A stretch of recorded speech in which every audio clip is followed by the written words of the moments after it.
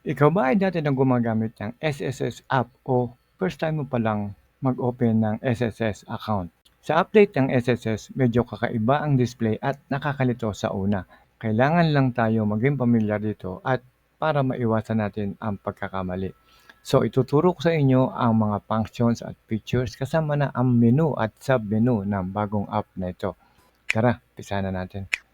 So meron tayong dalawang paraan para makapasok tayo sa SSS app. So una ay via egov.ph, pwede po dyan, or pwede tayong mag-download sa Google Play Store. Okay? Yun.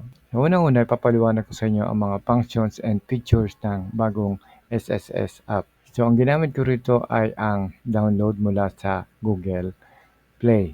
So dinownload ko ang app and then click natin yung icon. And then kailangan natin mag-login sa ating account. So kung wala pa kayong account, meron din tayong video na tungkol sa pag-create ng account at ng pagkuha ng SS number. Ilalagay ko rin ang link sa description para pagkatapos nito pwede nyo na rin siyang mapanood. Nandito na tayo ngayon sa ating dashboard ng SSS. So kung mapapansin nyo, ibang-iba kaysa dun sa dati. Okay? So sa ilalim makikita nyo yung activity history o yung mga dati nyo nang ginagawa. So dito pa lang malalaman nyo na kung ano yung huli nyong binuksan o ano ang huli nyong ginawa. Sa taas naman makikita nyo yung tatlong guhit, i-click lang natin yan. And then makikita nyo na ang menu. Okay, so yan ang mga laman ng ating SSS.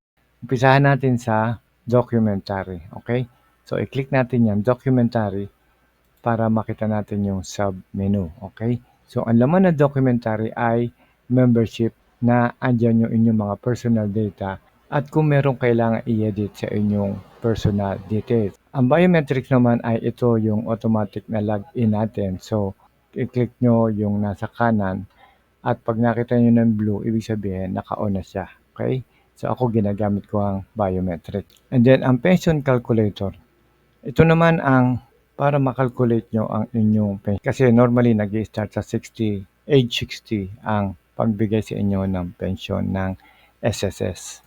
Terms of service, okay, lahat ng website meron yan, kaya basahin nyo lang para alam nyo ang mga terms and conditions. Ang feedback naman para sa mga questions, saka help. So pwede kayong mag-click dito at pwede kayong magtanong sa SS ng inyong mga problema o kung may reklamo, pwede rin. Okay?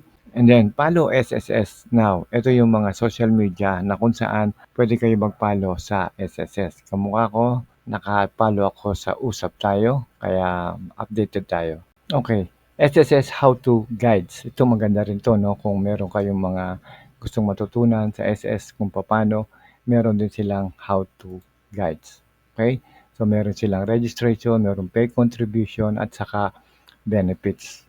Learn with SSS. Ito isa rin tutorial para sa atin. Ito ay tungkol sa SSEC, sa Excel portal at sa seminar. Kung gusto nyo, pwede rin kayo umattend ng seminar sa SSS. Okay, branch locator. Importante rito kung first time kayo o bago kayo sa SS.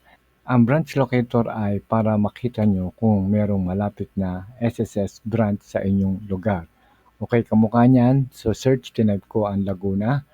So bibigay niya lahat sa iyo ang nasa Laguna. Magsimula sa Binyan, and then sa San Pablo, meron din. And then sa Santa Cruz, meron din. Sa Siniloan, yes, sa Municipal Hall, meron din. At sa San Pedro, sa second floor ng Robinson. At sa Calamba, meron din SSS Building, National Highway. Sa Los Baños, meron din. Sa Upper GF. Santa Rosa, meron din. Sa City Walk Building. Luciana, Go Negosyo Center, nandun yan sa Luciana, Laguna. Okay, kung tiga saan naman kayo, i-type nyo lang yung inyong city at ibibigay niya na sa inyo ang exact location ng SSS branch. So, pwede kayo doon pumunta at pwede kayo doon mag-update. Okay, balik tayo sa documentary. Makita nyo ang membership. So, kung matatandaan nyo, dalawa yan, membership saka benefit. So, i-click natin ang membership. Pag kinlik nyo naman ang benefits, makikita nyo na dito yung death claim requirements, disability claim, funeral claim, medical claim, maternity claim, retirement claim ng requirements. Yung una para sa mga minor at sickness claim. Okay? So pag membership naman, nandito yung ibang mga personal details. So click natin yung members data change o kaya ay overseas Filipino worker requirements kung kayo ay isang OFW. Kung kayo ay self-employed, click nyo rin to. At kung kayo naman ay voluntary requirements, click nyo lang yung nasa ilalim. Okay?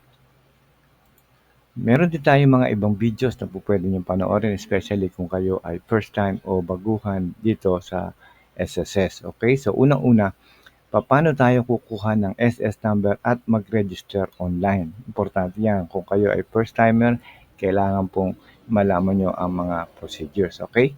And then next, sa gitna, meron tayong 13-month pay kung paano ma-avail. May 13-month po ang SSS, okay?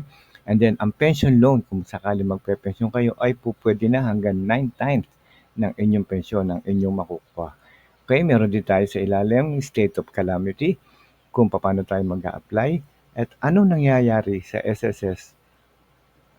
Ano ang mangyayari sa SSS contribution kapag namatay ang member? So yan, meron din tayong mga paliwanag tungkol dyan at ano mga dapat nating gawin. So bakit wala pa rin UMID hanggang ngayon? Hanggang ngayon talagang wala at SSS ID. Hindi na rin po sila nag-i-issue. Ang UMID, merong bagong sistema pwedeng gamitin na ATM card or pay card. Okay? So may update din po tayo niyan.